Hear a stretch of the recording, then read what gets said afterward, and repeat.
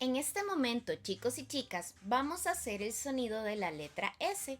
Recuerden que necesitamos nuestro espejo. Para hacer el sonido de la letra S, necesitamos poner como una sonrisa, unir nuestros dientes y la lengua va a ir detrás de los dientes de abajo, así. Y vamos a hacer este sonido.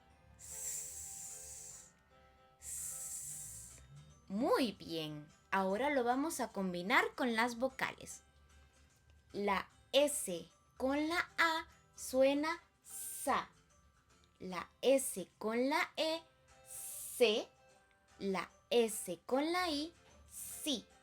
La S con la O, so. Y la S con la U, su. Ahora es el turno de ustedes.